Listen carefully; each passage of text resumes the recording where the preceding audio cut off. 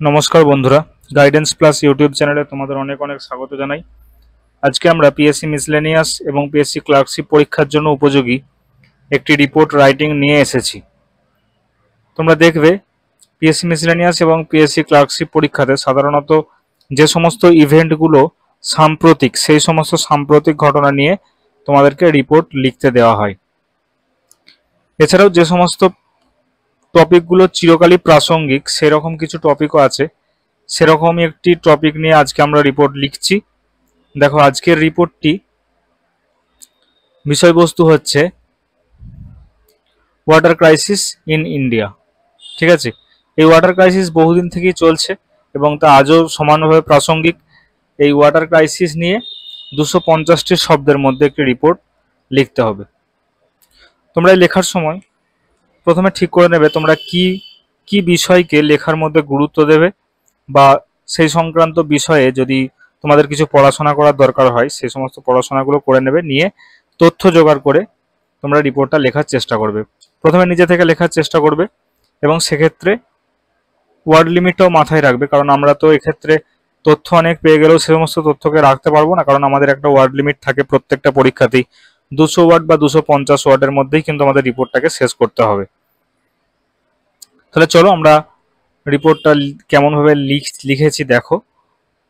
আমরা একটা হেডলাইন দিয়েছি যে taps run dry, India's looming water catastrophe. ঠিক আছে, লুমিং মানে হচ্ছে যেটা আসন্ন। তো India is looming water catastrophe by a special correspondent, বা তোমরা এখানে by a special reporter, by a staff reporter এটাও দিতে পারো। দিয়ে আমরা যেখান থেকে রিপোর্টটি পাবলিশ হচ্ছে কলকাতা এবং যে ডেট, সেই ডেটে আমরা রিপোর্টটা লেখা শুরু করব। দেখো, India is facing one of its worst ever water crisis with nearly 600 million people under high to extreme water stress as per a নীতি আয়োগ রিপোর্ট। অর্থাৎ প্রায় 600 মিলিয়ন লোক ভয়ঙ্করভাবে জলের সমস্যায় ভুগছে, নীতি আয়োগের রিপোর্টে এটা পাবলিশড হয়েছে।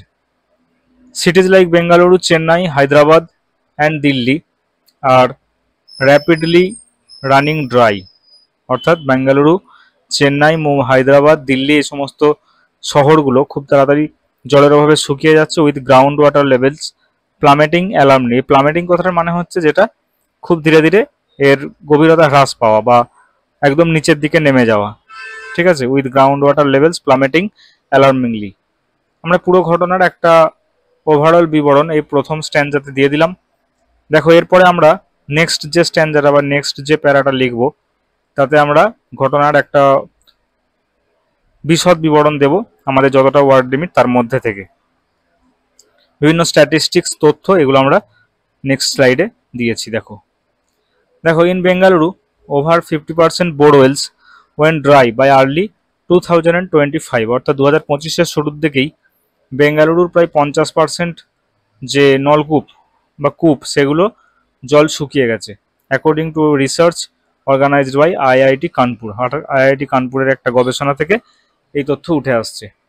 চেন্নাই হ্যাজ এক্সপিরিয়েন্স 0 ডে, ঠিক আছে, and Hyderabad is facing a shortfall of 100 million gallons daily.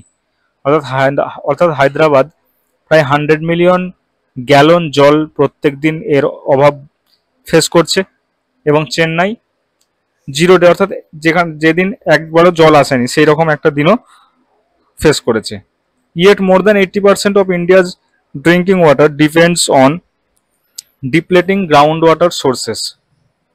ঠিক আছে, তাও ইন্ডিয়ার যে পানীয় জল সেটা বেশিরভাগই এই যে ভৌম জল, যেটা মাটির নিচে যে জলটা আছে, যেটা ক্রমাগত কমে যাচ্ছে, সেই জলের উপরই ডিপেন্ড করছে ভারতের খাবার জলের প্রধান সোর্স।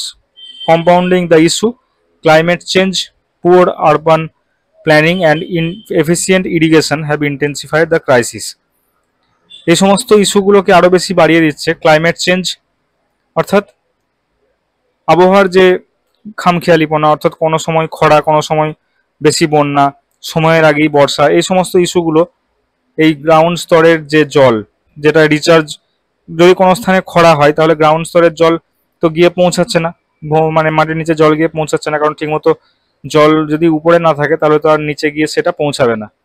পুয়ার আরবান প্ল্যানিং, ঠিক আছে, যেখানে সেখানে শহরের যেখানে সেখানে বাসস্থান গড়ে ওঠা, যার কারণে জলের ঠিকমতো সাপ্লাই সেখানে হচ্ছে না। অ্যান্ড ইনএফিসিয়েন্ট ইরিগেশন, ঠিক আছে, অর্থাৎ কৃষিকাজে যে সমস্ত জল ব্যবহার করা হয় সেগুলো দেখেছো তোমরা, আমাদের ধানের যে সমস্ত সেচ করা হয় জল, বেশিরভাগ জলই আমাদের মানে কোনো কাজ ছাড়াই বা গাছের গোড়ায় পৌঁছানোর আগেই কিন্তু অনেক জল নষ্ট হয়, এবং অনেক সময় দেখা যায় জমি উপচে গিয়েও জল পাশের নালাগুলো বা খাল বা ক্যানাল সেগুলো ভর্তি হয়। অর্থাৎ বিভিন্নভাবে আমাদের এই জল নষ্ট হচ্ছে। Despite India receiving Despite India receiving sufficient rainfall annually, less than 20% is stored due to lack of infrastructure, অর্থাৎ ভারতে যদি ঠিকমতো বর্ষাও হয় তা সত্ত্বেও কেবলমাত্র 20%-এর কমই আমরা স্টোর করতে পারি, আমাদের সেই ইনফ্রাস্ট্রাকচার নেই বলে। মিনহোয়াইল নিয়ারলি 70% ওয়াটার ইজ কন্টামিনেটেড, এবং 70%-এর কাছাকাছি জল দূষিত, leading to an estimated 2 lakh deaths per year due to waterborne diseases, অর্থাৎ প্রায় বছরে 2 লাখের উপর মৃত্যু হয় এই সমস্ত জলবাহিত রোগের কারণে।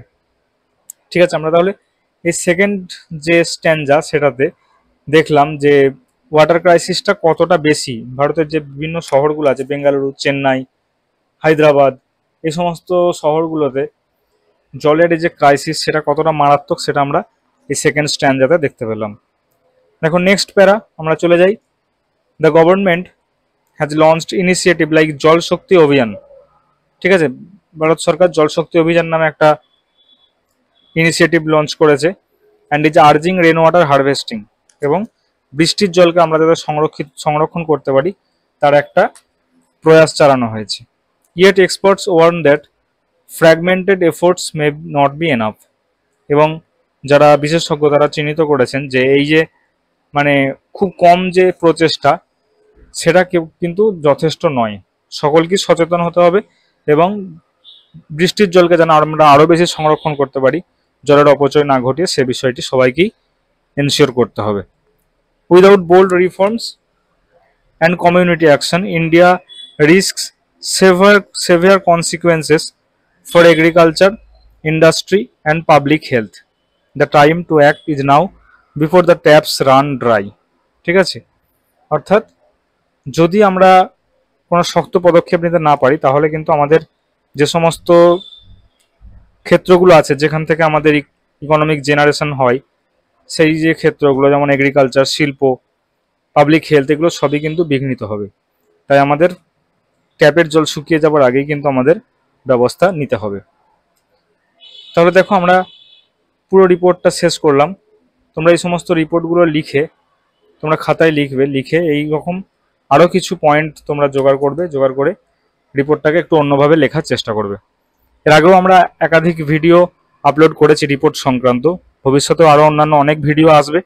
তোমরা এই ভিডিওগুলো ফলো করতে থাকো। যদি ভিডিওগুলো ভালো লাগে অবশ্যই লাইক করে দিও এবং চ্যানেলটি সাবস্ক্রাইব করে দিও, এবং তোমাদের মতামত এই সমস্ত ভিডিওগুলোতে আর কীভাবে করলে সেগুলো আরও উন্নত হতে পারে বা তোমরা আরও কী চাইছো সেই জিনিসগুলো কিন্তু তোমরা অবশ্যই কমেন্টে উল্লেখ করো। তোমাদের মতামতের অপেক্ষায় রইলাম। চলো দেখা হবে পরের ভিডিওতে।